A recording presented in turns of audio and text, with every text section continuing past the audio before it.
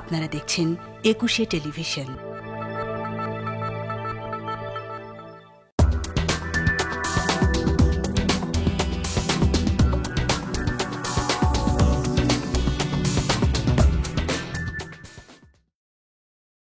আমন্ত্রণ একুশের রাতে।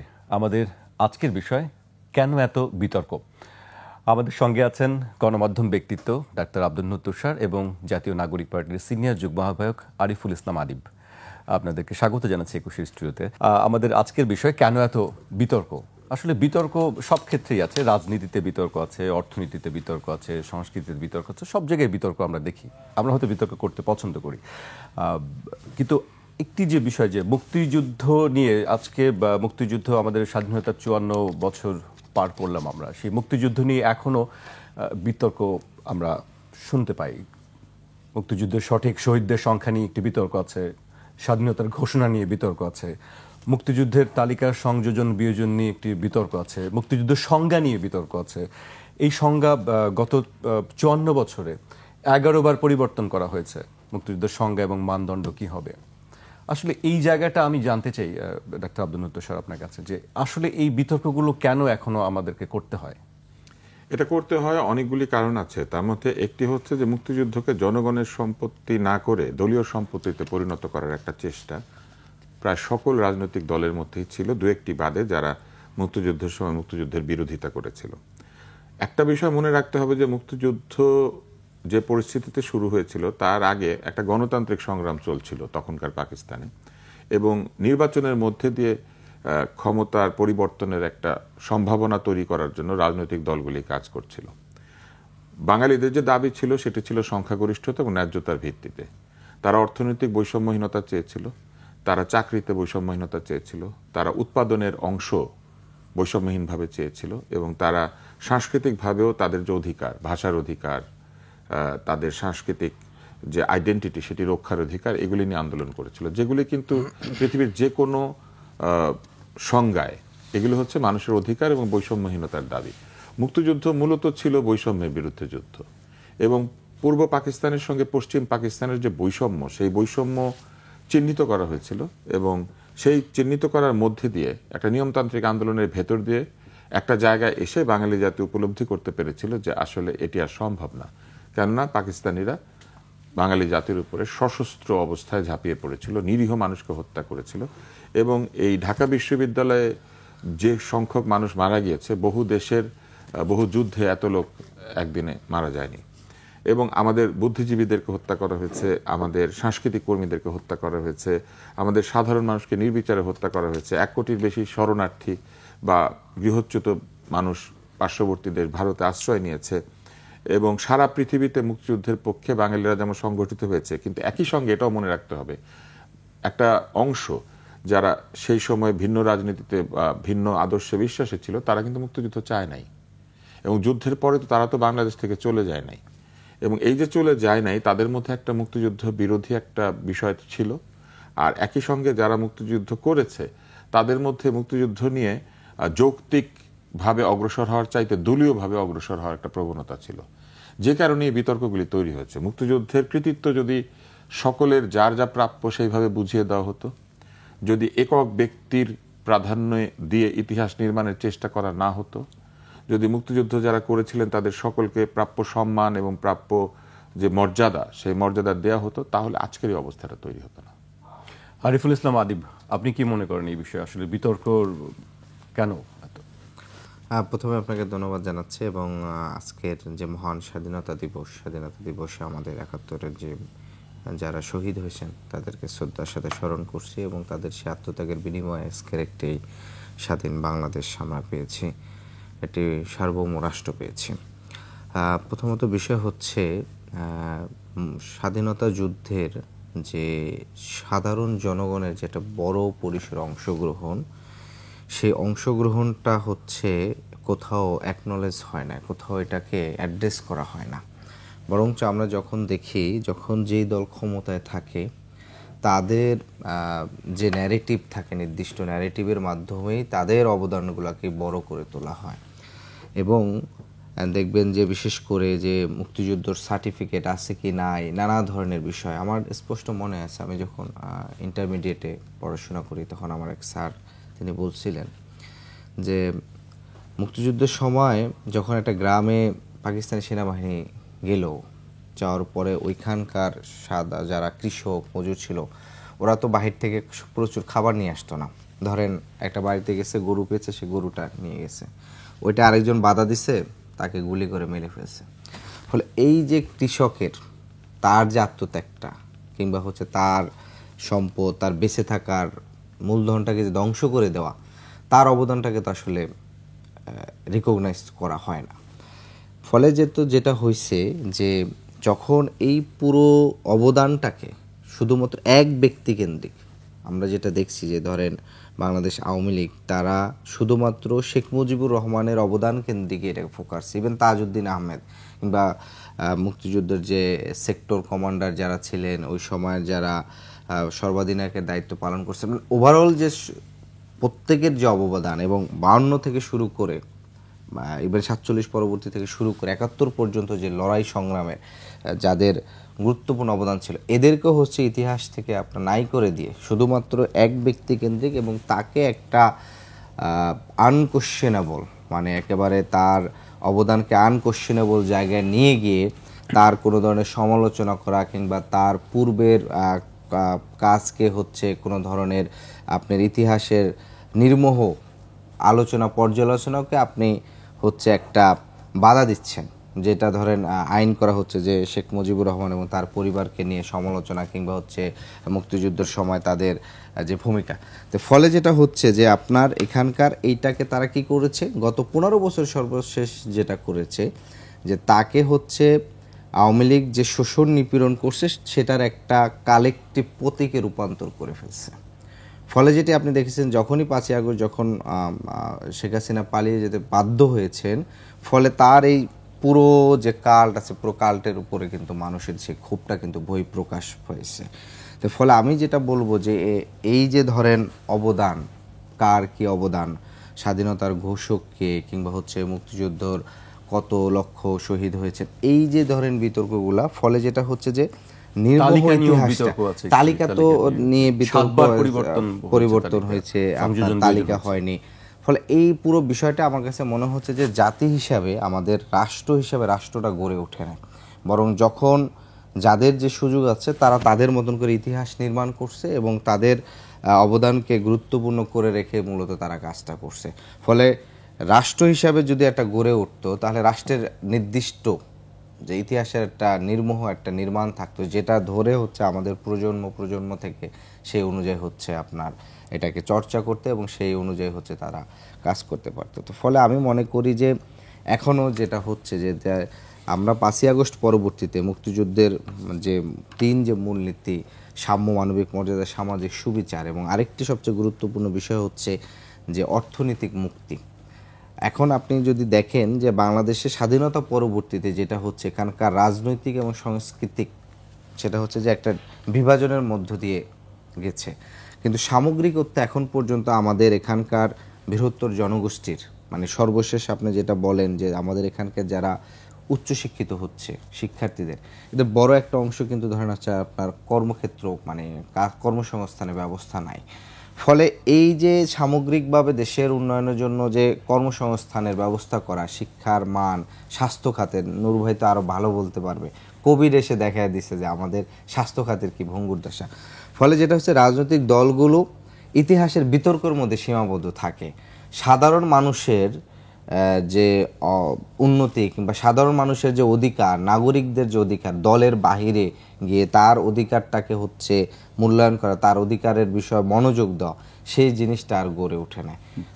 জি, আমরা বুঝতে পারছি। আসলে আপনি বলছিলেন যে রাষ্ট্র এবং জাতিভাবে, তাহলে এর দায় তো আসলে 54 বছরের এর দায় তো আমরা আসলে কেউই এড়াতে পারি না, কোনো দলই তো এই দায় এড়াতে পারে না, যে আসলে এই যে মোটা দাগের যে বিতর্কগুলা, আপনার কি মনে হয়? কোনো একভাবে চিন্তা করলে হয়তো কেউই দায় এড়াতে পারেন না, আবার ছোট ছোট রাজনৈতিক দল অনেক আছেন তারা হয়তো বলতে পারবেন যে তারা কথা বলেছিলেন। আমাদের এখানে যেহেতু সংখ্যাগরিষ্ঠতা এবং অর্থ এবং বিত্তের প্রতিপত্তির ভেতর দিয়ে রাজনীতি বিবর্তিত হয়েছে, এক ধরনের সামরিক বেসামরিক ক্ষমতার একটা চর্চা পালাবদল।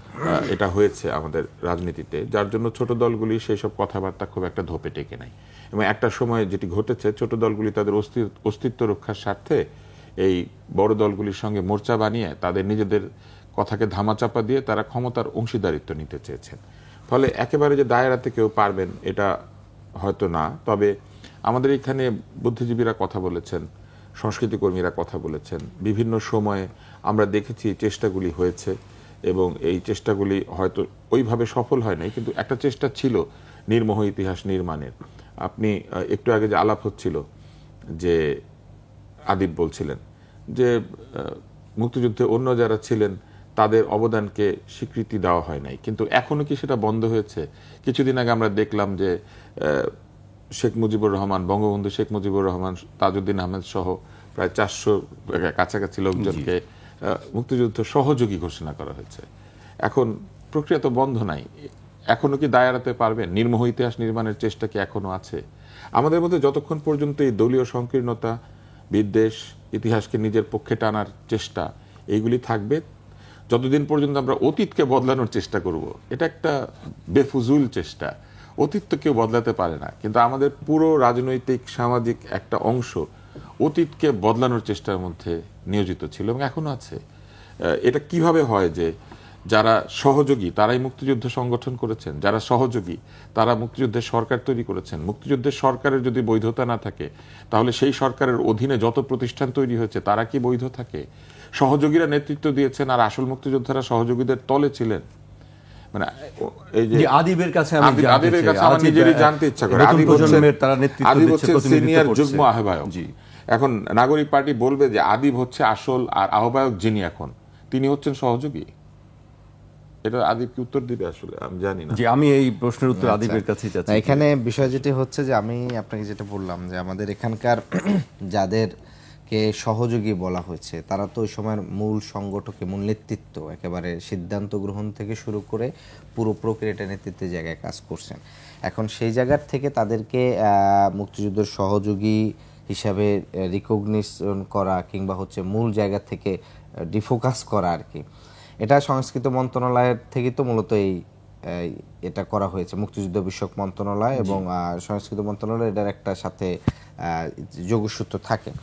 তো সেই জায়গা থেকে আমার কাছে মনে হচ্ছে যে এটা পুরনো জিনিসটার প্রতি এক ধরনের হয়তো গুরুত্ব না দেওয়ার ক্ষেত্রে হয়তো কোনো ধরনের একটা জায়গা থেকে হইতে, তবে এই জিনিসটা আমার কাছে মনে হচ্ছে না কোনোভাবে ইতিবাচক হবে। কারণ যার ইতিহাসে যার যতটুকু অবদান সেটা তাকে হচ্ছে অবশ্যই প্রাপ্যতা বুঝিয়ে দিতে হবে এবং ইতিহাস তাকে সেই অনুযায়ী মূল্যায়ন করবে ইতিহাসের জায়গা থেকে। জি, এবার আপনি আজকে স্মৃতিসৌধে গিয়েছিলেন, সেখানে শ্রদ্ধা জানিয়েছেন এবং সেখানে বের হওয়ার পরে আপনারা সাংবাদিকদের সঙ্গে কথা বলেছেন। আপনাদের আহ্বায়ক নাহিদ ইসলাম একটি কথা বলেছেন যে ৭১ আর ২৪ আলাদা কিছু নয়, এবং সেখানেই বিএনপি নেতা মির্জা আব্বাস বলেছেন যে বাংলাদেশে দ্বিতীয় স্বাধীনতা বলে কিছু নেই। মানে একটা পরস্পর বিপরীতমুখী একটা বক্তব্য আছে, সে বিষয়ে আপনাদের অবস্থানটা? আচ্ছা, এখানে আমরা প্রথমে স্পষ্ট করে বলছি যে আমাদের দীর্ঘ যে বাঙালির যে দীর্ঘ লড়াইয়ের যে ইতিহাস, আমরা যদি সেই ব্রিটিশ বিরোধী আন্দোলন থেকে শুরু করে পাকিস্তানের সময়ের থেকে শুরু করে এবং সর্বশেষ স্বাধীনতা, এই আন্দোলনের মধ্যে মহান মুক্তিযুদ্ধ হচ্ছে আমাদের ইতিহাসের সর্বোচ্চ গৌরবের। এটার সাথে আপনি অন্য কোনো আন্দোলনের কিংবা অভ্যুত্থানের হচ্ছে মিল করা কিংবা হচ্ছে এটার সাথে কম্প্যারিজন করাটা এটা আসলে কোনোভাবেই যায় না। আপনি কখনোই বলতে পারবেন না স্পেসিফিক, বিশেষ করে যে আমাদের বিশেষ করে বৈষম্যবিরোধী ছাত্র আন্দোলনের মূল নেতৃত্বে যারা ছিলেন এবং আমাদের নাগরিক পার্টি তাদের কখনো খুব স্পেসিফিকভাবে এটাকে হচ্ছে এইভাবে অ্যাড্রেস করছে। আমাদের এখানে বক্তব্য যেটা হচ্ছে যে ধরেন মুক্তিযুদ্ধ তো হয়েছে সাম্য, মানবিক মর্যাদা, সামাজিক সুবিচার এবং পাকিস্তান এর সাথে বাংলাদেশ, পূর্ব পাকিস্তানের একটা যে বৈষম্য সেই জায়গাটা থেকে অ্যাড্রেস করে। এবং আরেকটা গুরুত্বপূর্ণ বিষয় হচ্ছে যে আপনার এখানে যে দেখবেন যে ৫২-এর যে ভাষা আন্দোলন, সেখানে উর্দু ভাষায় যদি হচ্ছে একমাত্র রাষ্ট্রীয় ভাষা হইতো, তাহলে আমাদের এখানে পূর্ব বাংলায় যারা পড়াশোনা করেছে তাদের পড়াশোনা শিক্ষার মাধ্যমটা তো হচ্ছে বাংলা। ফলে রাষ্ট্রভাষা যখন হচ্ছে উর্দু হয়, ফলে দেখেছে যে একই সাথে সামাজিক ক্ষেত্রে গিয়ে এবং কর্মক্ষেত্রে গিয়ে পেশাগত জীবনে গিয়ে সে কিন্তু অটো হচ্ছে একটা বৈষম্যের শিকার হবে, কারণ তার পড়ার মাতৃভাষাটা হচ্ছে বাংলা কিন্তু রাষ্ট্রীয় ভাষা হচ্ছে উর্দু হওয়ার ফলে সে একটা বৈষম্যের শিকার। ফলে যেটা হচ্ছে যে আপনারা দেখবেন যে সেখানে একটা ঢাকা বিশ্ববিদ্যালয় থেকে শুরু করে ওভারঅল সব সেক্টর থেকে কিন্তু একটা প্রতিবাদ আসছে।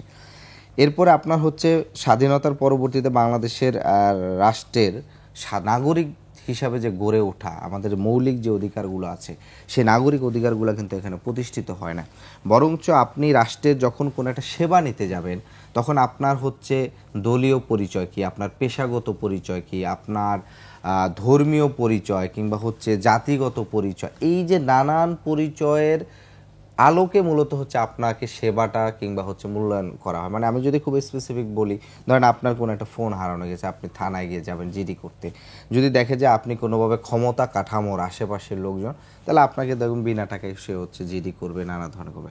আর যদি আপনার ক্ষমতা কাঠামোর কোনো কাছাকাছি কেউ না হন তাহলে আপনাকে হচ্ছে ওই জায়গাটা মূল্যায়ন করে না। ফলে যেটা হয় যে যখন ক্ষমতা চেঞ্জ হয়, যে দলীয় ক্ষমতাসীন যারা থাকেন তাদের জন্য নাগরিক অধিকারটা থাকে, বাকি যারা থাকেন সবাই কিন্তু একেবারে গৌণ হয়ে যান।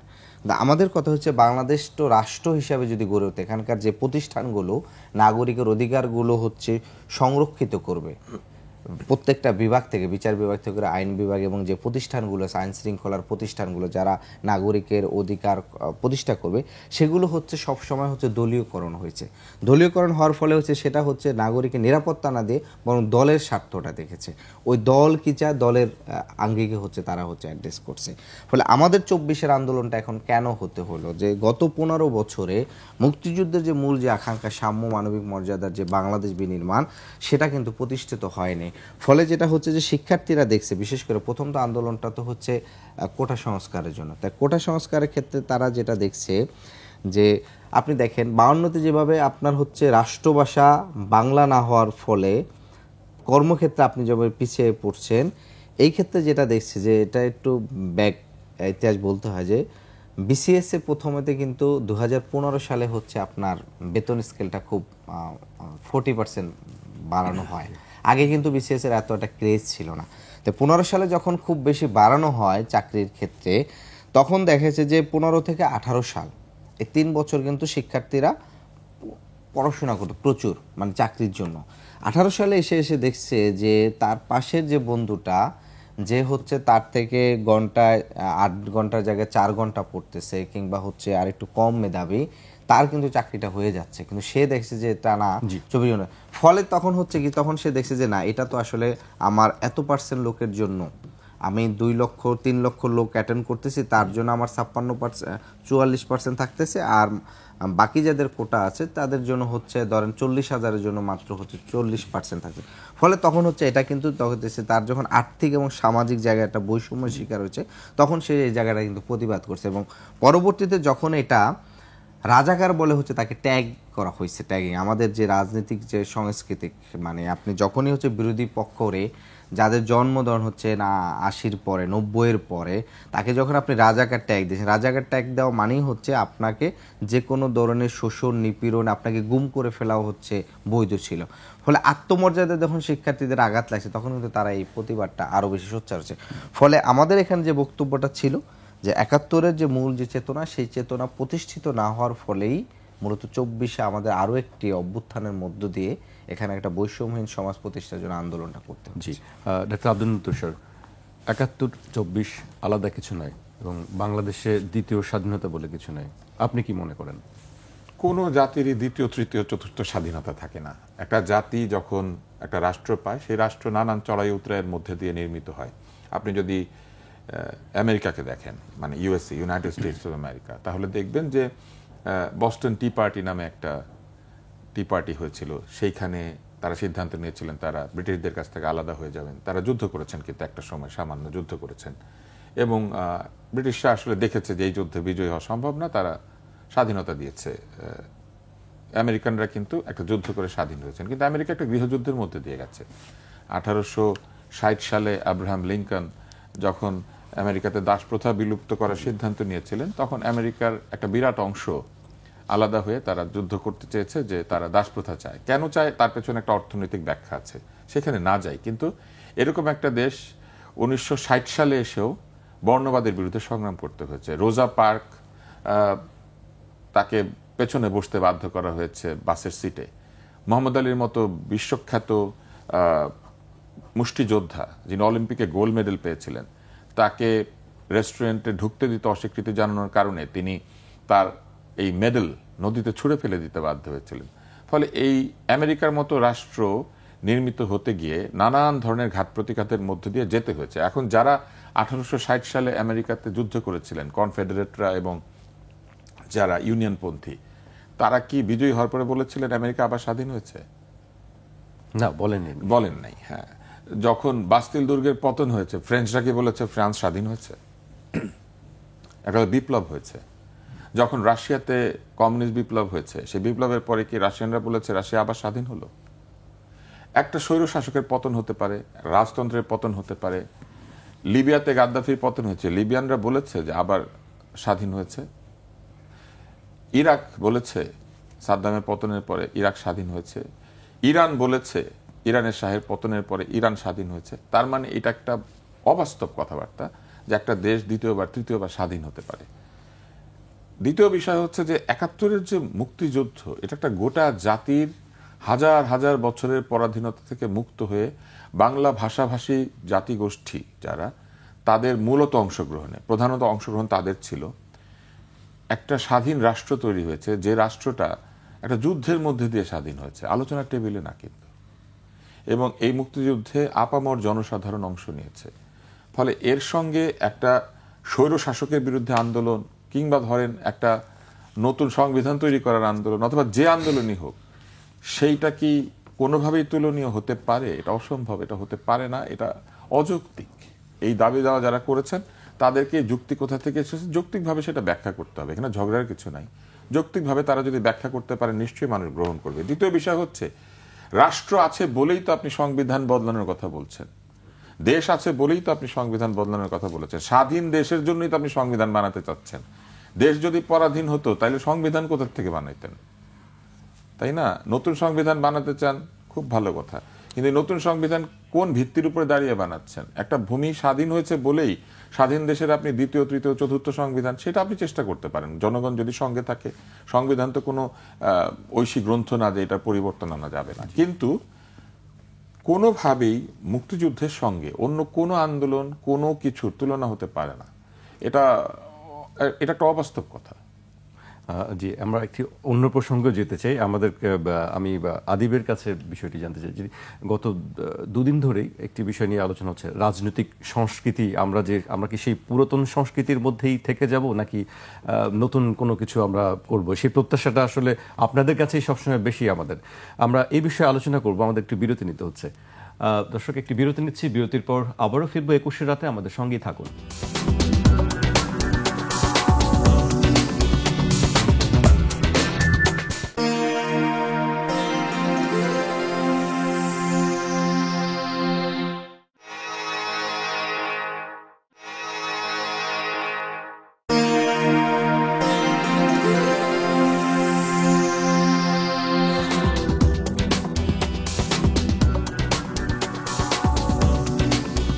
আবারও স্বাগত।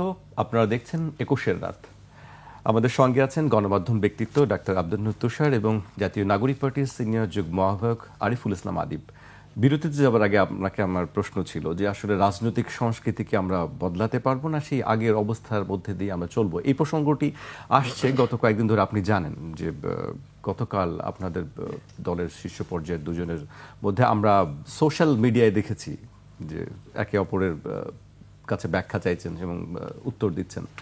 আসলে আপনাদের কেন্দ্রীয়ভাবে কি আসলে এর বিষয়ে কোনো বক্তব্য আছে বা কোনো ব্যাখ্যা চাওয়ার কোনো কিছু কি চেয়েছেন আপনারা?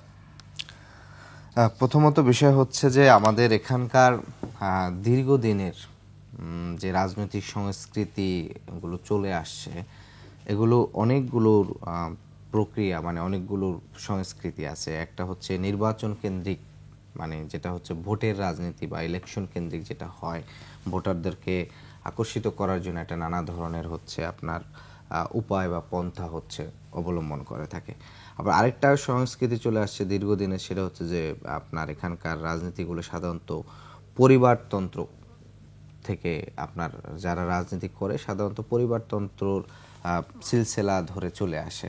এবং আপনি যদি আমাদের দেখেন 1981 সাল থেকে শুরু করে মানে আজকে পর্যন্ত কিন্তু সবচেয়ে বৃহৎ মানে যে দল দুটি ছিল ধরেন সেই বেগম খালেদা জিয়া এবং এদিকে শেখ হাসিনা এখন পর্যন্ত ধরেন প্রধান আছেন। অর্থাৎ আপনার একটা রাষ্ট্রের 54 বছর একটা রাষ্ট্রের 45 বছর অলমোস্ট হচ্ছে দুটো দল যারা পরপর মানে ভিন্ন সময় ক্ষমতায় ছিল তাদের একজন ব্যক্তি কিন্তু প্রধান আছেন। ফলে ওই দলের যারা রাজনীতি করতে চান কিংবা হচ্ছে রাজনীতির স্বপ্ন দেখতে চান মানে এটা হচ্ছে বাংলাদেশে যারা রাজনীতি করতে চান মানে আমাদের তো অনেকগুলো ধরেন শ্রেণী পেশা আছে। এর ভিতর ধরেন যারা ডাক্তারি করে তাদের একটা সময় থাকে যে আমি এই সেক্টরে সর্বোচ্চ এই জায়গায় যেতে চাই। সাংবাদিকতা করলে সে সম্পাদক হওয়ার স্বপ্ন দেখে এক সময়, কিংবা হচ্ছে কোনো কোম্পানিতে থাকলে সিইও হবে, কিংবা হচ্ছে সে নতুন কিছু উদ্যোক্তা করবে। কিন্তু বাংলাদেশে যারা রাজনীতি করতে চান তাদের সর্বোচ্চ স্বপ্ন হচ্ছে নমিনেশন পাওয়া পর্যন্ত, মানে নমিনেশন পাওয়া পর্যন্ত তার স্বপ্ন যে সে একবার নমিনেশন পাবে তার লাইফে। এবং এই নমিনেশনটা ডিপেন্ড করে ওই দলের সর্বোচ্চ ব্যক্তির ইচ্ছা, কৃপা, মায়ার উপর ডিপেন্ড করে। ফলে যেটা হচ্ছে সে যদি কোনোভাবে একবার যদি নমিনেশন পুরো লাইফ টাইমে পেতে পারেন তাহলে এর পরবর্তীতে সে এমনভাবে হচ্ছে তার সিকিউর করে পুরো লাইফকে, তার পরিবারকে, এবং বলা চলে যে একেবারে যেটাকে বলে মানে পুরো 7 বংশ বা 14 বংশ ধরে বাহিরে সেটেল হওয়ার একটা চিন্তা করেন। কারণ তিনি জানেন যে পরের বার তিনি যত ভালো কাজ করেন কিংবা খারাপ কাজ করেন তার সর্বোচ্চ নেতৃত্ব যদি তার প্রতি স্যাটিসফাইড না থাকেন তাহলে তিনি আর পরবর্তীতে তার রাজনৈতিক পথ চলাটা ওই জায়গায় বন্ধ হবে। তো উন্নত রাষ্ট্রগুলোতে আমরা কি দেখি, ধরেন ব্রিটেনে লাস্ট 10 ইয়ার্সে ধরেন হচ্ছে তার 5 থেকে 7 বার হচ্ছে প্রেসিডেন্ট চেঞ্জ হচ্ছে।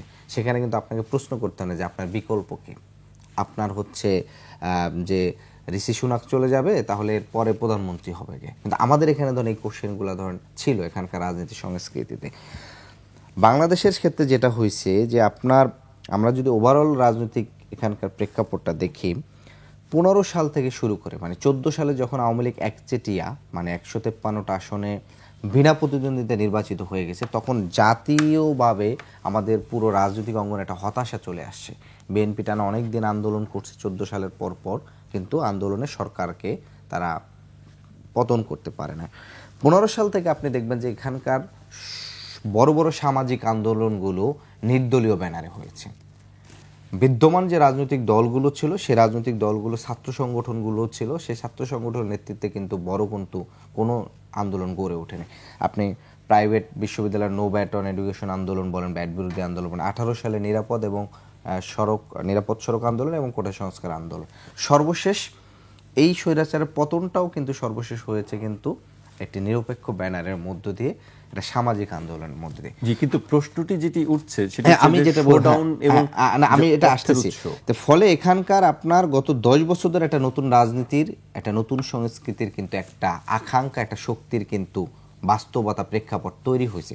ফলে এখানে আমি যেটা বললাম যে আমাদের এখানে যে অনেকগুলো যে সংস্কৃতি আছে, যে একটা হচ্ছে নির্বাচন কেন্দ্রিক হচ্ছে ভোটারকে আকর্ষিত করার একটা সংস্কৃতি, একটা হচ্ছে আপনার দলীয় পদ পজিশন পাইতে হলে আপনার পরিবারের কি অবস্থান আছে এবং পরিবারতন্ত্রের একটা রাজনীতি সংস্কৃতি, এবং আরেকটা হচ্ছে যে আপনার এই যে শোডাউনের যে সংস্কৃতিটা বলছেন। এখন আমাদের এখানে যেটা বিষয়টা হচ্ছে যে আমাদের ওভারঅল বিদ্যমান যে রাজনীতি সংস্কৃতি আছে, আপনি যদি এখানের রেডিক্যাল চেঞ্জের জায়গা থেকে বলতে পারেন তাহলে রেডিক্যাল চেঞ্জের জায়গায় হচ্ছে আমরা এখন পর্যন্ত 100% রেডিক্যাল চেঞ্জ করা সম্ভব হয় না। কারণ একই সাথে এখানকার যারা ভোটার আছে প্রান্তিক পর্যায়ে তিনি যেভাবে তার নেতাকে দেখতে চান কিংবা হচ্ছে তার নেতার মানে আমাদের এখানে কল্পনার জগৎটাই আসলে এমনভাবে তৈরি করা যে কল্পনার জগৎটা এরকম যে ধরেন আমরা যেটা দেখি যে এমপি যে হন বা জনপ্রতিনিধি তাকে আসলে এলাকায় দেখা যায় না, মাসে একবার আসে, গাড়ি থেকে নামেন, মানে এরকমই কিন্তু একটা কল্পনা থাকে। ফলে আমাদের ক্ষেত্রে এখানে দুইটা লড়াই, একটা হচ্ছে এই সংস্কৃতিটাকে চেঞ্জ করা আস্তে আস্তে, দ্বিতীয়ত আবার হচ্ছে এই সংস্কৃতিটার সাথেও আবার কিছু কিছু জায়গা চর্চা করা।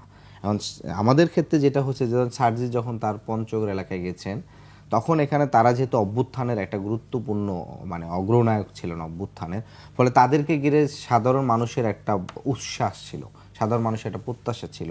হান্নান মাসুদ যখন হাতিয়া গেছেন, যে হান্নান মাসুদ তো গাড়ি মানে মানে কি বলে 100 বলেন গাড়ি নেয় না, তিনি তার একটা গাড়িতেই মানে সেটাও ভাড়া করা গাড়িতে তিনি গিয়েছেন। বাকিটা কিন্তু আপনি দেখবেন যে সাধারণ জনগণের মানে তাকে ঘিরে যে জড়ো হওয়া, এটা কিন্তু তার ক্ষেত্রে ঘটছে। আবার সার্জিসের ক্ষেত্রে যেটা হচ্ছে যে তিনি তার ব্যাখ্যা দিয়েছেন এটি যে তার নিজস্ব সক্ষমতায় তিনি 100 গাড়ি নিয়ে শোডাউন করেছেন। ফলে আবার এটার কিন্তু সমালোচনাটা হচ্ছে আমাদের দলের ভিতর থেকে হয়েছে। ফলে আপনার সর্বোচ্চ নেতৃত্বকে যে আনকোশ্চেনেবল রাখা কিংবা হচ্ছে আপনার তাকে কোনো ধরনের প্রশ্ন করা না, জবাবদিহিতা না করা, সেই জায়গার চর্চাটা কিন্তু নতুন দলে হচ্ছে। অর্থাৎ নতুন দলে এখানে কিন্তু এমন কোনো একক নেতৃত্ব নাই যার কথাই এখানে বাইবেল ধরে হচ্ছে আপনার একেবারে মানে সবাই হচ্ছে মানে মাথা পেতে বাধ্য, বরং এখানকার হচ্ছে একটি কালেকটিভ নেতৃত্ব। মানে এখানে প্রত্যেকে যদি কেউ যদি ভুল করে তাকে সেটা সমালোচনা এবং দলীয় ফোরামে এবং দলের ফোরামের বাইরে প্রকাশ্যে তাকে সমালোচনা করে জনগণের সামনে তাকে আরও বেশি স্বচ্ছ এবং হচ্ছে নির্মোহ বিশ্লেষণ মানে উত্তর দেওয়ার জন্য হচ্ছে তাকে কিন্তু মুখোমুখি করা হয়। ফলে ওভারঅল আমাদের যে রাজনৈতিক সংস্কৃতি যে জায়গাটা, সেটা আগে আমি বললাম যে সেখানে আস্তে আস্তে এখানে কিছুটা চেঞ্জ হচ্ছে এবং আগামী দিনে আমরা মনে করি এই চর্চাটা আরও বেশি হবে। আরেকটা বিষয় হচ্ছে যে সংস্কৃতি চেঞ্জ করার দায় কি শুধুমাত্র একটা নতুন দলের কিনা, এটাও একটা গুরুত্বপূর্ণ বিষয়। কারণ আমার বিদ্যমান যদি 53টা দল, বর্তমান বাংলাদেশে 53টা দল নিবন্ধন পাওয়া আছে, তার ভিতর 5টা নিবন্ধন স্থগিত, তাহলে 48টা নিবন্ধিত দল। 48টি নিবন্ধিত দলই যদি সেই পুরনো ট্র্যাডিশনাল পদ্ধতিতে যদি তার রাজনৈতিক সংস্কৃতি চর্চার মধ্যে দিয়ে যান, তাদের দলীয় গণতন্ত্র চর্চা না থাকে, তাদের সেখানে এককতন্ত্র থাকে কিংবা হচ্ছে সর্বোচ্চ জায়গা থেকে, তাহলে আপনার আরেকটি প্যারালালি আরেকটি ভিন্ন সংস্কৃতি দাঁড় করানোটা কিন্তু একটু বেশি কষ্টকর হয়। ফলে আমরা যেটা প্রত্যাশা করবো যে আমরা এটার জন্য সর্বোচ্চ উদার, আমরা এটা চাই নতুন করে পরিবর্তন করতে। যেমন এখন সবচেয়ে বড় ধরেন একটা যেটা সংকট আছে যে বাংলাদেশের গত 54 বছরে আমরা তো নতুন দল করতেছি, যে আমাদের সামনে কোনো উদাহরণ নাই। মানে আমাদের পূর্ব যারা সিনিয়র তারা কোনো উদাহরণ দিয়ে যেতে পারেন না যে একটা রাজনৈতিক দলের পলিটিক্যাল ফাইন্যান্স পলিসিটা আসলে কী হবে, রাজনৈতিক দলের অর্থনৈতিক পলিসিটা আসলে কী হবে, এটার কোনো কনক্রিট কোনো উদাহরণ নাই। ফলে আমাদেরকে হচ্ছে নানা ধরনের হচ্ছে বেগ পেতে হচ্ছে যে আমি কোন পদ্ধতি হচ্ছে এটা দল এগিয়ে যাবে, তার ফাইন্যান্সটা হচ্ছে গুরুত্বপূর্ণভাবে মোবিলাইজ হবে। তো ফলে আমি যেটা বলবো যে সংস্কৃতির পরিবর্তনেও আমাদের চেষ্টা আছে।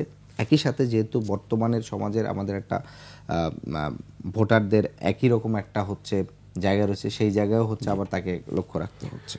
জি, ডক্টর আব্দুন্নত তুষার, আদিব অনেকগুলো কথা বলছিলেন অনেক বিষয়ে, যে আমরা আসলে মানে চোখে পড়ার মতন অনেক কিছুই ঘটেছে, যেটি আগে একরকম আমরা দেখেছি, এখন আরেক রকম করে দেখছি। বিশেষ করে সার্জিস আলমের বিষয়ে সামাজিক যোগাযোগ মাধ্যমে অনেক ট্রলও হচ্ছে।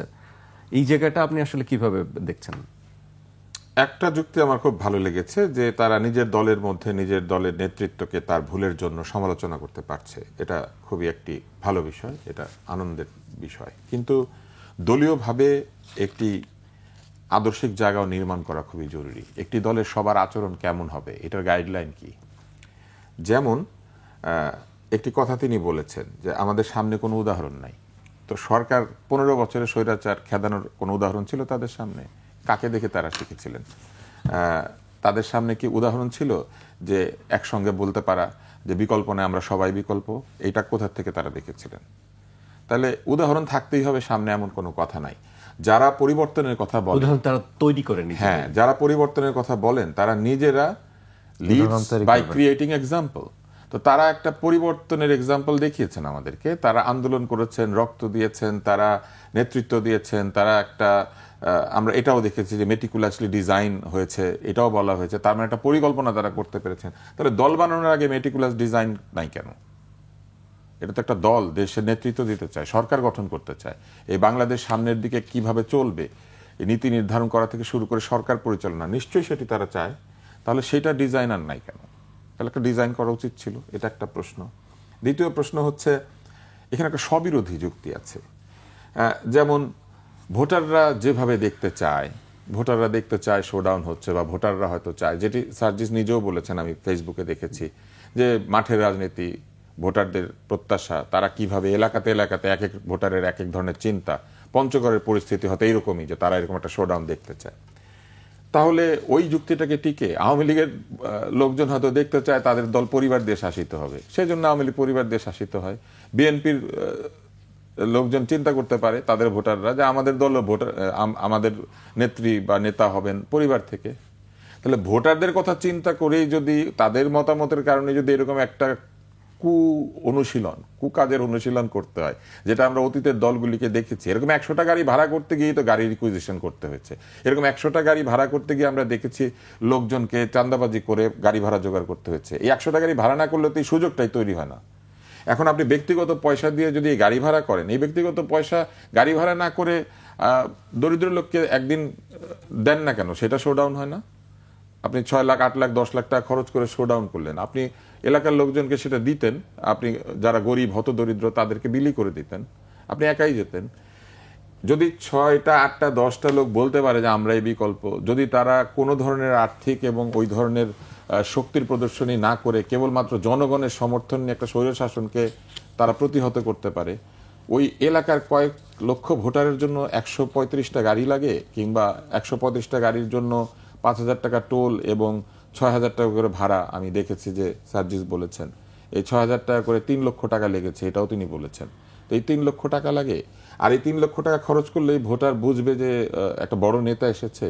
বড় নেতার পরিচয় কি অনেক গাড়ি সহ গিয়ে হাজির হওয়া, অনেক বিরাট একটা বাড়ির থেকে নামা? তাহলে কি পরিবর্তন হচ্ছে ভবিষ্যতে? যদি এই কথা বলা হয় যে 30%, 40%, 50%, আস্তে আস্তে সব বদলাবে, তো তাহলে আস্তে আস্তে সরকার বদল করতেন। উনি একটি প্রশ্ন করেছেন যে আমার কি পারিবারিক সামর্থ্য থাকতে নেই, বা পারিবারিক সামর্থ্য কথা বলেছেন যে পারিবারিক সামর্থ্য অবশ্যই থাকার দরকার আছে, পারিবারিক সামর্থ্য নিশ্চয়ই প্রয়োজন আছে, কিন্তু পারিবারিক সামর্থ্য প্রমাণের বিষয়টাও কিন্তু একটা ঐতিহ্যগতভাবে প্রমাণের বিষয় রয়েছে। এই পারিবারিক সামর্থ্যের প্রদর্শনী আমরা 5-6 মাস আগে দেখেছি যে যিনি এটা বলছেন তিনি বলেছেন যে সমন্বয়কদের পকেটে কয়েক হাজার টাকা ছাড়া থাকে না, পকেটে মানি ব্যাগ থাকে না, সমন্বয়করা আসলে সেরকম পয়সাওয়ালা কেউ না। আমি তো মনে করি শুরুতেই বলা উচিত ছিল যে সমন্বয়কদের পকেটে পয়সা না থাকলে কি হবে, আমার আছে এই জন্য আমি গাড়িতে চড়ি। এটা বলতে তো কোনো অসুবিধা নেই। আমার বাপের গাড়ি থাকলে আমি বলবো না যে আমার আব্বার গাড়ি আছে, এটা বলা উচিত ছিল আমার কাছে মনে হয়েছে। আরেকটি বিষয় আছে, সেটি হচ্ছে সংবিধান বদল করে ফেলতে যাচ্ছেন রাতারাতি, সেকেন্ড রিপাবলিক তৈরি করার কথা বলছেন রাতারাতি। কিন্তু এই যে একটা সংস্কৃতি, যে সংস্কৃতিতে গাড়ির ভিতর থেকে মাথা উঁচু করে রাখতে হয়, এই সংস্কৃতি বদল করতে পারছে না রাতারাতি। এইটা বদলাতে 5 বছর 10 বছর লেগে যাবে, আর সংবিধান এক রাত্রে বদল করা যাবে? এইটাই তো 74 সালে আওয়ামী লীগ করেছিল, 22 সালের সংবিধান তৈরি করেছিল, তাই না? 74-এর দুর্ভিক্ষের পরে 75-এর শুরুতে এসে তারা বাকশালীয় সরকার কায়েম করেছিল, কয়েক ঘন্টার মধ্যে সংবিধান পুরা বদলা বদলি করে একটা একনায়কতান্ত্রিক শাসন তৈরি করেছিল। একটা জিনিস কিন্তু বুঝতে হবে যে মানুষ আগের রাজনীতিকে প্রত্যাখ্যান করেছে বলেই একটা নতুন রাজনৈতিক দল তৈরি করার অবস্থা তৈরি হয়েছে। নতুন রাজনৈতিক দল তৈরি করার পরিবেশ কেন তৈরি হয়েছে? কারণ মানুষ পুরনো রাজনৈতিক দলগুলিকে প্রত্যাখ্যান করার একটি জায়গায় গিয়ে পৌঁছেছিল। একটু আগে আদিব যেটা বলেছেন যে তারা আন্দোলন করেছে নির্দলীয় ব্যানারে। কেন? কারণ দল দেখলে মানুষ পেছনে এসে দাঁড়াচ্ছিল না, তাদেরকে নির্দলীয় হতে চেষ্টা করতে হয়েছে। কেন? কারণ দলগুলির প্রতি মানুষ অনাস্থা দিয়েছে। সেখানে নতুন দল এসে যদি আগের দলের মতোই একই ব্যাকরণে নাচে বা একই ব্যাকরণে গান গায়, আমরা তো ভেবেছিলাম যে তারা আসলে নতুন, তাদের স্লোগানগুলো নতুন ছিল। এখানে একটু অ্যানসার আছে যে ধরেন, নিশ্চয়ই আপনি অ্যানসার দিবেন, কিন্তু যদি এটাই হয়ে থাকে যে পঞ্চগড়ের ভোটারদেরকে সন্তুষ্ট করার জন্য গাড়ি নিয়ে যেতে হয়, ধরেন চট্টগ্রামের ভোটারদেরকে সন্তুষ্ট করার জন্য উড়োজাহাজ নিয়ে কেউ গিয়ে পৌঁছাবে? কারণ চট্টগ্রামের লোকজন এখানে আন্তর্জাতিক এয়ারপোর্ট আছে। মানে এগুলা কুযুক্তি, এগুলোর কোনো মানে হয় না। সারা দেশের মানুষ যেখানে একটা পরিবর্তনের প্রত্যাশী এবং যে জন্য নতুন দলটা এসেছে এই পরিবর্তনের প্রতিশ্রুতি দিয়ে, সেখানে সাধারণ গাড়ির সংস্কৃতি, চাঁদাবাজ মানে চাঁদার সংস্কৃতি কিংবা হিসাব না দেওয়ার সংস্কৃতি, এইটা বদল করা যাচ্ছে না তাদের জন্য। এটা আমার কাছে ঠিক গ্রহণযোগ্য। এখানে একটা বিষয় হচ্ছে যে সেটা দেখেন গুরুত্বপূর্ণ বিষয় যে ধরেন গত এক সপ্তাহে বা গত সপ্তাহে ধরেন আমাদের সেন্ট্রাল কমিটির অনেকেই নিজ জেলায় গেছেন। গতকালকে আমাদের মুখ্য সমন্বয়ক নাসিরউদ্দিন পাটোয়ারি তিনি চাঁদপুরে সফর করেছেন, জনসংযোগ করছেন, আমরা দেখছি জনসংযোগ করছেন। হাসনাত কুমিল্লা জনসংযোগ করছেন, কিংবা হচ্ছেন নাহিদ ইসলাম পটুয়াখালী। তাদের ক্ষেত্রে কিন্তু আমরা দেখছি না। আমার প্রশ্নটা এই জায়গায় যে ধরেন নাহিদ ইসলাম তিনি বরিশাল গেলেন, তারপরে হচ্ছে আপনার পটুয়াখালীতে গেলেন, সিলেট সফর করছেন আমাদের অন্য অন্য নেতৃবৃন্দরা, তাহলে আপনি ওভারঅল বলা চলে যে আমাদের প্রায় 50টার উপরে কিন্তু সফর হয়েছে, জেলা সফর। 50টা সফরের ভিতর একটা সফরে যেটা হচ্ছে সার্জিস, তিনি হচ্ছেন গাড়ি ব্যবহার করছেন। তাহলে আপনি যদি পুরনো সংস্কৃতির কথা বলেন, এবং সেটার জন্য তিনি কিন্তু দলের মধ্য থেকেই কিন্তু আগে সবচেয়ে বেশি কোশ্চেনের শিকার হয়েছেন এবং তাকে দলীয় ফোরামে সেটা জবাবদিহিতা করতে হয়েছে। তো ফলে আপনি যদি একটা উদাহরণকে টেনেই যদি আপনি বলেন যে 50টার ভিতরে একটা যদি হয়, তাহলে আপনি 2% আপনি হচ্ছে এই চর্চাটা হয়েছে। সেই জায়গার থেকে আপনি কিন্তু ওভারঅল হচ্ছে যে সংস্কৃতি চেঞ্জ করতে চায় বা চায় না, এটাকে একেবারে ক্লিয়ার করে হচ্ছে পুরনোটার সাথে মিলানো যায় না। দ্বিতীয়ত বিষয় হচ্ছে ভাই আর একটা বিষয় বলতে মনে করছেন যে তাহলে কি এনসিপি মনে করছে যে কেন্দ্রীয় নেতৃত্ব যে কাজটা ঠিক হয়নি? না, হ্যাঁ, এটা অবশ্যই কেন্দ্রীয় নেতৃত্ব তাকে তো এটার জন্য মানে জবাবদিহিতা কিংবা হচ্ছে আপনার কোশ্চেন তো তোলা হচ্ছে দলের ভিতর থেকে, এবং সেটা প্রকাশ্য তোলা হচ্ছে, দলীয় ফোরামে তোলা হয়েছে। তো ফলে আমি যেটা বলছি যে একটাকে উদাহরণ দিয়ে আপনি হচ্ছে ওভারঅল বাকি 40 জনের যে গাড়ি শোডাউন ছিল না সেটাকে কিন্তু আপনি হচ্ছে আবার হচ্ছে মানে ওটাকে কি বলে খারিজ করা যাচ্ছে না। আমরা সেটা করছিও না, হ্যাঁ, আমরা সেটা ফলে দেখছি যে এই চর্চা মানে নির্মোহ, মানে একটা হচ্ছে সমালোচনা করলে আপনি বাকিগুলার জায়গারও আপনার আলোচনাটা হচ্ছে একসাথে নিয়ে আসলে তখন হচ্ছে নির্মোহ সমালোচনাটা আসে। আরেকটা হচ্ছে যে ভাই বললেন যে মেটিকুলাসলি ডিজাইন, তিনি বলে মূলত আসলে যেটা হচ্ছে বর্তমানে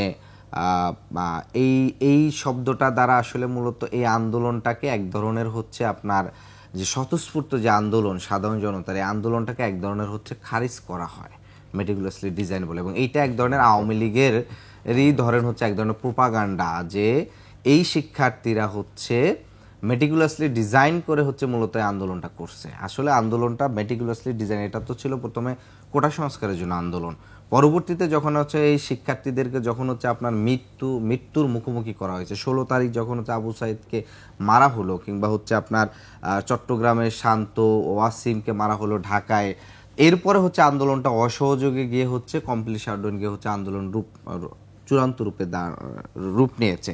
ফলে যেটি হচ্ছে যে আপনি যখন এটাকে আপনি শুধুমাত্র আওয়ামী ন্যারেটিভের পয়েন্টে হচ্ছে আপনি এটাকে বিশ্লেষণ করতে চান, তখন এটা কিন্তু হচ্ছে একটা কোশ্চেন চলে আসে যে এটাকে আসলে খোঁচা মারা যেটাকে বলে আর কি, যে একটু খোঁচা মারা কিংবা হচ্ছে ইয়া করা। কারণ আমরা কিন্তু বারবার বলেছি যে দেখেন, আমরা অক্টোবরে প্রথম যখন আমরা বলেছিলাম যে সেকেন্ড রিপাবলিক দরকার, এখানে রাষ্ট্রপতি পরিবর্তন দরকার, সংবিধান পরিবর্তন, এবং কোনোটাই বলি নাই যে আমরাই সংবিধানটা লিখে দিব কিংবা হচ্ছে সেকেন্ড রিপাবলিকে কি কি থাকবে সেটা শুধুমাত্র বৈষম্যবিরোধী আন্দোলনের শিক্ষার্থীরা লিখে দেবে, বরং আমরা বলেছিলাম যে সকল রাজনৈতিক দল এবং সকল শ্রেণী পেশার স্টেক হোল্ডার এবং শিক্ষার্থীরা, এই 3 গ্রুপ অফ পিপল একসাথে বসে হচ্ছে মূলত এই সেকেন্ড রিপাবলিকের রাষ্ট্রের মূল জায়গাগুলো যেটা হচ্ছে কখনোই পরিবর্তনীয় না, সেই জায়গাটা হচ্ছে পরিবর্তন হওয়া মানে এক করবে। তো আমরা চাপিয়ে দেওয়ার ক্ষেত্রে এটা বলি না, বলছি এটা সকলে মিলে সম্মিলিতভাবে হবে। ফলে এইটাই আর কি মূলত বলার ছিল। এইখানে বলি এই যে একটা ট্যাগিং, যেটা আওয়ামী লীগের প্রচারণা, এই শব্দটা মেটিকুলাস ডিজাইন, এই শব্দটা কে উচ্চারণ করেছিলেন? মাননীয় প্রধান উপদেষ্টা মেটিকুলাস ডিজাইন শব্দটা নিজের মুখে উচ্চারণ করেছেন আমেরিকাতে আন্তর্জাতিক একটি সভার মাঝখানে। প্রধান উপদেষ্টা ভুল করেছেন? তাহলে উনি কি আওয়ামী লীগের পক্ষে কথা বলেছেন? না, উনি আওয়ামী লীগের কথা বলেন না, উনি কিন্তু পরের বারে কিন্তু আবার ব্যাখ্যা করে বলেছেন যে মেটিকুলাসলি ডিজাইন বলতে যেটা বলছেন যে আন্দোলন চলাকালীন, মানে উনি আমার ধরেন হচ্ছে আপনি 17 তারিখ আমরা না আমার 17 তারিখের শব্দটা কিন্তু কোন দল 17 তারিখের হচ্ছে আপনার যখন হচ্ছে 16 তারিখ যখন আপনার কি বলে গুলিতে 6 শিক্ষার্থী মারা গেল, এরপরে হচ্ছে আন্দোলনগুলো স্টেপ বাই স্টেপ যেভাবে আগাচ্ছে সেটার তিনি বর্ণনা করতে গিয়ে বলছেন। কিন্তু আওয়ামী লীগ যেভাবে মেটিকুলাসলি ডিজাইন বলতে বোঝায় যে এটা বাহির থেকে 2 মাস আগে থেকে ফান্ড রাইজ হয়েছে, এটাকে হচ্ছে ইন্টারন্যাশনালি প্রটেক্ট করা হচ্ছে, এই জায়গাটা থেকে বিষয়টা না। এইভাবে কথাটা বলা হয় নাই, বলা হয়েছে if they could design anything at any point of the movement, তাদের যদি পরিকল্পনা করার দক্ষতা থেকে থাকে তাহলে সেই দক্ষতা স্টেপ বাই স্টেপ তাদের রাজনৈতিক দল গঠন করার যে প্রক্রিয়া সেটার মধ্যে নাই কেন? সেটা আন্দোলন আর দল কিন্তু fully আমি different কিন্তু আপনাকে বাধা দেই না, আমি আসে না। আন্দোলন আর দল আলাদা না। আন্দোলনের মধ্যে দিয়ে দল তৈরি হয়েছে, মুক্তিযুদ্ধের মধ্যে দিয়ে রাষ্ট্র তৈরি হয়েছে। সেই রাষ্ট্র কেন উল্টা দিকে গেল সেটা নিয়ে আপনারা প্রশ্ন করছেন। আর আন্দোলনের মধ্যে দিয়ে দল তৈরি হয়েছে, সেই দল কেন আন্দোলনের যে স্পিরিট সেটাকে ধারণ করতে গিয়ে অনেক জায়গাতে বিতর্কিত হচ্ছে, এটা বলতে আপনারা বলছেন এটা অপপ্রচার। এটা তো ঠিক না। আমি উদাহরণ দিই, শুধু একটা জায়গায় প্রশ্ন হয়েছে, দামি হোটেলে ইফতার করা হয়েছে ডিগনিটারিদের সাথে, আর যারা আহত হয়েছেন তাদেরকে ইফতার করা হয়েছে ফ্লোরে বসে। এখন যখন প্রশ্ন করা হয়েছে হিসাব নিয়ে, বলা হয়েছে যে অন্য দল তো হিসাব দেয় না, আমরা কেন হিসাব দিব? তাহলে অন্য দল যা করে সেটাই তারা করবেন। বিতর্ক হয়েছে কিন্তু এর আগে ওই খরচ নিয়ে। তাদের যেখানে হেড অফিস, সেই হেড অফিস যে স্কোয়ার ফিট ভাড়া কত ওই বিল্ডিং এর, তারা যে ভাড়া দেন এই টাকাটা কোত্থেকে আসছে প্রশ্ন করা হয়েছে। উত্তর দেওয়া হয়েছে আমাদেরকে যারা চাঁদা দেন তারা অনিরাপদ হয়ে যাবেন যদি আমরা এটা প্রকাশ করি। আসেন না, আনসার দিবেন আপনি। হ্যাঁ, কিন্তু অনিরাপদ হওয়ার কোনো কিচ্ছু নাই। এইটা কারো নাম বলে হিসাব দিতে হয় না। হিসাব দিতে হয় কিভাবে? যে আমরা ব্যক্তিগত চাঁদা হিসেবে এত টাকা পেয়েছি, আমরা প্রাতিষ্ঠানিক চাঁদা হিসেবে এত চাঁদা পেয়েছি, এবং এই প্রতিষ্ঠানগুলি হচ্ছে অমুক অমুক প্রতিষ্ঠান। লুকিয়ে চাঁদা দেওয়ার তো কোনো কিছু নাই। এইটাই তো বদলানো হবে বলেই এসালম জাতীয় লোকজন আগের দলকে চাঁদা দিত, আওয়ামী লীগকে। অন্যান্য এরকম বড় বড় লোকেরা বিভিন্ন দলকে চাঁদা দিয়েছে, গোপনে গোপনে অথবা প্রকাশ্যে। আমরা তো সেই রাজনীতির পরিবর্তন চেয়েছি, কিন্তু বলা হয়েছে যে অন্য দল করেছে, আমরা তাহলে আগের থেকে দিব কেন? তারা আগে দিক। তাহলে তারা আগে গণতান্ত্রিক হলে পরে আপনি গণতান্ত্রিক হবেন? আপনারা তো সবার আগে গণতান্ত্রিক হয়েছেন, অন্যরা তো গণতান্ত্রিক না। আসেন আমি শেষ করি। তারপরে তারা জনসভা করেছেন, সেই জনসভার খরচ কোথা থেকে এসেছে সেই প্রশ্ন যখন করা হয়েছে, তারা সেই হিসাব দিতেও তারা অস্বীকৃতি জানিয়েছেন, বলেছেন যেভাবে হয়েছে সরকারি গাড়ি রিকুইজিশন করে পাঠানো হয়েছে। তারা তো এটা প্রত্যাখ্যান করতে পারতেন, বলতে পারতেন আমরা সরকারি গাড়ি রিকুইজিশন চাই না। যারা এসেছিলেন ওইখান থেকে তারা সরকারি গাড়িতে চড়ে আসেন নাই, তারা তখন না করতে পারেন নাই যে আমরা এই সরকারি গাড়িতে করে যাবো না। তাদের ব্যক্তিগত নেতা যদি ব্যক্তিগত পয়সা দিয়ে গাড়ি ভাড়া করতে পারে, নিজেরা টিকিট কাটার মতো 200 টাকা করে দিলেও তো একটা গাড়ি ভাড়া করা যায়, চলে আসা যায়। কেউ তো তাদেরকে বাধা দেয় নাই। খালেদ মহিউদ্দিন যখন প্রশ্ন করেছে বাবাদের ইন্টারভেনশন নিয়ে, বিভিন্ন জায়গাতে বাবা, চাচা, আত্মীয় স্বজনরা তাদের নাম ভাঙিয়ে তদবির করছেন। তদবিরের বাণিজ্য তো শেষ হয় নাই, পোস্টিং এর বাণিজ্য তো শেষ হয় নাই। আমি স্বাস্থ্য সম্পর্কে আমাকে একটু আগেই আদিব বলেছেন যে স্বাস্থ্য নিয়ে হয়তো আমি একটু বেশি ভালো বলতে পারবো। স্বাস্থ্য বিভাগে তদবির বাণিজ্য বন্ধ আছে, ঘুষ বন্ধ আছে, এবং শুধু বন্ধ নাই না, শুধু তাই না, অসংখ্য ফার্মাসিস্টকে বদলি করা হয়েছে, অসংখ্য community medical sub assistant community medical অফিসারকে বদলি করা হয়েছে। এই বদলিগুলি করা হয়েছে এবং 2-3 মাসের মধ্যে এই বদলিগুলি আবার রদ করা হয়েছে। কেমন বদলি করছে যেটা 3 মাসের মধ্যে আবার রদ করতে হয়? কিসের ভিত্তিতে আবার এই বদলিগুলি রদ করা হচ্ছে? এগুলো নিয়ে কেউ প্রশ্ন করেছে? কেউ? ওখানে তো সিসি ক্যামেরা আছে, ডিজি অফিসে সিসি ক্যামেরা আছে। আই চ্যালেঞ্জ, প্রত্যেকটা সিসি ক্যামেরা পরীক্ষা করেন। প্রত্যেকদিন ডিজি অফিসে যায় কারা? কারা স্বাস্থ্যের ডিজি অফিসে প্রত্যেকদিন ঢোকে এবং বের হয়? প্রত্যেকদিন কাজ থাকতে পারে কার ডিজি অফিসে, যাদের ওইখানে পোস্টিং নাই? পোস্টিং ছাড়া লোকজন ডিজি অফিসে প্রত্যেকদিন ঢুকে কারা? জি, তাই এই প্রশ্নগুলো মানুষ করবে না? এটা অবশ্যই করবে। কোশ্চেনের যৌক্তিক সমালোচনা অবশ্যই করবে। আমি তো অযৌক্তিক কোনো কিছু বলছি না, আমাদের শেষ করতে হবে। আমি একটু জাস্ট অ্যানসার দিই দুইটা জায়গায় ভাই, গুরুত্বপূর্ণ দুইটা কোশ্চেন তুলছেন। 31 জানুয়ারিতে আপনার মনে হয় 31 ডিসেম্বর বা 30 ডিসেম্বরে বলা হয়েছিল যে জুলাইয়ের ঘোষণাপত্র দেওয়া হবে। তারপর আরেকটা তারিখ দিয়ে বলা হয়েছিল সেকেন্ড রিপাবলিক ঘোষণা করা হবে। এগুলা কি ডিজাইন ছাড়াই তাহলে ঘোষণা করা হইতো? এই যে ঘোষণাপত্রের কি ডিজাইন ছাড়াই ঘোষণা হয়ে যাইতো? এবং তখন কি তারা সকল দলের সঙ্গে বসেছিলেন, সবার সঙ্গে বসে তারপরে ঘোষণাপত্র দেওয়ার তারিখ দিয়েছিলেন? মোটেও না। আমরা সেটা আশাও করি না। একটা রাজনৈতিক দল অন্য সব রাজনৈতিক দলের সাথে বসতে হবে এরকম কোনো কথা নাই। একটা রাজনৈতিক দল তাদের কর্মসূচি নিয়ে তারা এগিয়ে যেতে পারে, জনগণ যদি সেটা গ্রহণ করে তাহলে সেটাই গণতন্ত্র। এবং সেই রাজনৈতিক দল তাদের জনগণের কাছে তাদের এজেন্ডা, তাদের সবকিছু তারা তুলে ধরবেন, এবং জনগণ তাদের সমর্থনে আসলে তারা যদি এককভাবে ঘোষণা করেন তাতে কিন্তু কোনো কিছু অসুবিধা নাই, কারণ জনগণ গ্রহণ করলে সেটাই তো গণতন্ত্র। কিন্তু এই কথা বললে হবে না যে এই শব্দটা এটা একটা আওয়ামী লীগেরদের খোঁজ। আওয়ামী লীগের এটা পিক করে থাকতে পারে, কিন্তু বিষয়টা তো বলা হয়েছে। উনি নিশ্চয়ই অসত্য বলেন নাই, উনি নিশ্চয়ই মিথ্যা বলেন নাই, উনি নিশ্চয়ই বলেন নাই যে কোনো পরিকল্পনা ছিল না। একটা পরিকল্পনা তো নিশ্চয়ই কোথাও না কোথাও ছিল। স্টেপ বাই স্টেপ যদি এটা পরিকল্পিত হয়ে থাকে সেটাও তো একটা পরিকল্পনা। তাহলে আজকে কেন স্টেপ বাই স্টেপ পরিকল্পনাগুলো আমরা দেখতে পাচ্ছি না? আগামীতে নির্বাচন আছে, সেই নির্বাচনে যাওয়ার জন্য কিভাবে তাদের প্রচারণা হবে, কিভাবে তারা আচরণ করবেন সব জায়গাতে গিয়ে, তারা কি ধরনের দলীয় নীতি মেনে চলবেন সব জায়গাতে গেলে, কি ধরনের কথাবার্তা বলবেন, এগুলা কি আগের থেকে ঠিক করা উচিত না? যে যার মতো চলে যাবে, যার যার মতো কথা বলবে। সেটা তো হবে। আমি অনেকগুলো প্রশ্ন আদিব দুইটা গুরুত্বপূর্ণ অ্যানসারটা বলে, সেটা হচ্ছে যে ইফতার মাহফিলে যে বিষয়টি ছিল সেটা হচ্ছে যে আমাদের 10 তারিখে যে ইফতার মাহফিলটা ছিল সেটা শুধুমাত্র শহীদ পরিবার আহতদের নিয়ে ছিল, এবং সেটার সংখ্যা ছিল প্রায় 3 থেকে 4 হাজার লোকের অ্যারেঞ্জমেন্ট। আপনার বাংলাদেশে এমন কোনো বড় এত রেস্টুরেন্টের স্পেসে, ওপেন স্পেসে এই জায়গাটা করাটা ক্যাপাসিটি তখন ছিল না এক। আর ইন্টারকন্টিনেন্টালে যেটা হয়েছে সেখানে হচ্ছে সকল রাজনৈতিক দল, সকল ছাত্র সংগঠন, সকল শ্রমিক সংগঠন এবং শহীদ পরিবার, মানে ওখানেও শহীদ পরিবারের প্রতিনিধি ছিলেন, এবং একই সাথে জুলাই রিলেটেড যত সংগঠন হয়েছে বাংলাদেশের বিভিন্ন সম্পাদক, সিভিল সোসাইটি, বিশ্ববিদ্যালয়ের শিক্ষক, উপাচার্য, সবার প্রতিনিধিত্বমূলক মূলত ইফতারটা ছিল। সেখানে শহীদ পরিবারের প্রতিনিধিত্ব ছিল, রাজনৈতিক দলেরও ছিল, ছাত্র সংগঠনের ছিল। আর ওইটা হচ্ছে শুধুমাত্র সকল শহীদ পরিবারদের নিয়ে, এবং সেটা আপনার যেটা করা হয়েছিল যে সোহরাওয়ার্দী উদ্যানে, এটার আপনার সেটাও একটা বিশেষ প্রক্রিয়ার মাধ্যমে, মানে সেই জায়গাটা আপনার এটা মাঠ বলতে একেবারে মাঠে বিছানো না, এটা বিশেষভাবেই আয়োজন করা হয়েছে। আর হচ্ছে ভাই বলছেন যে রূপায়ণ টাওয়ারে হচ্ছে পার স্কোয়ার ফিট কত টাকা ভাড়া, আর উনি কি ভাবতেছেন পুরো মানে বলার ভঙ্গি যেটা, এটা বোঝা যায় পুরো রূপায়ণ টাওয়ারটা হচ্ছে আমরা ভাড়া নিয়ে রূপায়ণ টাওয়ারটাকে আমরা হচ্ছে ওখানে আমাদের যে অফিসটা সেখানে মাত্র সেই অফিসের ভাড়া কত, অ্যাবাউট সর্বোচ্চ হচ্ছে 2 লাখ কিংবা সামথিং এরকম। তো সেই জায়গার থেকে আপনার একটা আমার পার্টির কেন্দ্রীয় কমিটির সদস্যই হচ্ছে প্রায় আপনার 200-র অধিক। আমার সারা দেশে আমার কমিটির সদস্য প্রতিনিধি আছেন 40,000-এর মতন। সেখানে যদি আপনি 2 লাখ টাকার প্রশ্ন তোলেন যে 2 লাখ টাকা কোথা থেকে পেলো, তাহলে মানে এখানে যারা কেন্দ্রীয় সদস্য করেছে তার যে ন্যূনতম যে মাসিক চাঁদা আছে সেটাও তো এটার চেয়ে অনেক বেশি আসে। ইভেন আমাদের ন্যূনতম 1,000 টাকা চাঁদা দিতে হয়, ন্যূনতম, মানে ন্যূনতম মানে যারা আপনাদের সদস্য সকলে 1,000 টাকা চাঁদা সকলে না, মানে সেন্ট্রাল কমিটির। সেখানে কতজন আছে সেন্ট্রাল কমিটিতে? এখন 217 জন আছে, এটা ন্যূনতম। আমরা যারা আমাদের বুদ্ধিভিত্তিক যারা এই ডেজিগনেশন নিয়ে যারা হচ্ছে বুদ্ধিভিত্তিক চর্চা করেন, লেখালেখি করেন এবং টকশো করেন, তার 50% হচ্ছে দলীয় ফান্ডে জমা দিতে হয়। এবং একই সাথে যারা শুভাকাঙ্ক্ষী আছেন তারা এখানে কন্ট্রিবিউশন করতে পারেন।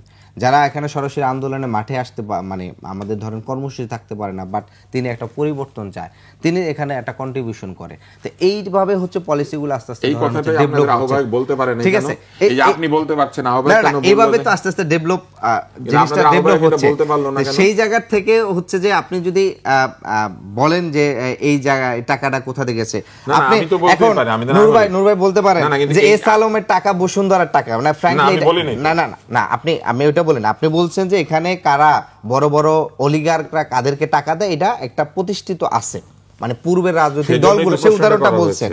এখন বিষয় হচ্ছে যে আমাদের এখানে যেহেতু বলতেছি না যে আমাদেরকে কারা টাকা দিচ্ছে, তার মানে কি আপনি ধরে, মানে অনেকে ধরে নিতে পারে যে এদেরকে টাকা দেয় কিনা। আপনি দেখেন যেখানে একটা দলের সর্বোচ্চ আহ্বায়ক এবং হচ্ছে তিনি সদ্য তথ্য উপদেষ্টা থেকে পদত্যাগ করে আসছেন, তার পরের দিনই যখন ওয়াসা কেন্দ্রিক তাকে হচ্ছে একটা মানে অসত্য নিউজে জড়িয়ে নিউজ করার মতন সাহস আছে, সেখানে যদি এস আলম থেকে বসুন্ধরা গ্রুপ যদি এখানে যদি কোটি কোটি টাকা কন্ট্রিবিউশন করতো, সেটাও অবশ্যই সামনে প্রকাশ্যে আসতো এবং সেটা নিয়ে অবশ্যই মানুষে বলতো যে হ্যাঁ এই গ্রুপে এইভাবে হচ্ছে টাকাটা দিছে।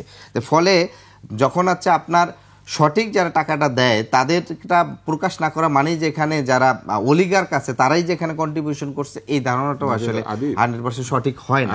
আমি একটা সম্পূর্ণ আরেকটা বিষয় হচ্ছে যে এই যে আপনি বলে দিলেন, এই যে আপনি বললেন আপনার 1,000 টাকা চাঁদা দেন, তো এটা বললে কি আপনারা অনিরাপদ হয়ে যাবে? না আমাদের বলতেছে তো কন্টিনিউয়াসলি টকশোতে এগুলা বলতেছি, আমরা আহ্বায়ক বলেছেন রেগুলার বলতেছি, এটা বলে দিলে আমাদের আসলে চাঁদা দেয় তার অনিরাপদ হয়ে যাবে। এবারে শেষ মুহূর্তে চলে আসছি। না ওটা বলছে ব্যবসায়ীদের ক্ষেত্রে, তারা ব্যবসায়ীরা চাঁদা দেয়, তাহলে না ব্যবসায়ীরা বলতে এখানে চাঁদাটা বলতে আপনার শুভাকাঙ্ক্ষী যারা আছে তারা দিবে। তো সেই শুভাকাঙ্ক্ষীদের নাম বলতে বা নামও দরকার নাই, আপনি বললেই তো হয় যে আমাদেরকে, আচ্ছা আমাদেরকে শেষ করতে হচ্ছে। আমরা সময় আপনি যেমন এখন কি সুন্দর ব্যাখ্যা দিলেন যে কোথা থেকে ভাড়া আসে, কোথা থেকে কি আসে, এইটাই আপনারা ওই সংবাদ সম্মেলনে না বললেন কেন যে অনিরাপদ?